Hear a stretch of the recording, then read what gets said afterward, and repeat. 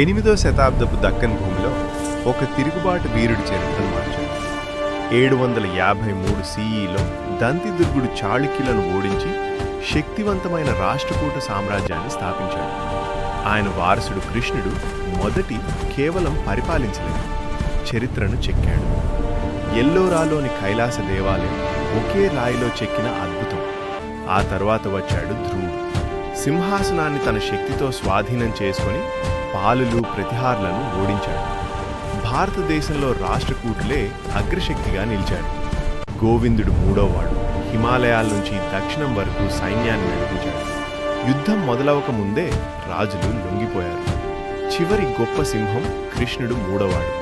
చోళులను ఓడించి కాంచిని స్వాధీనం చేసుకుని దక్కన్ను ఇనుప సంకల్పంతో పాలించాడు.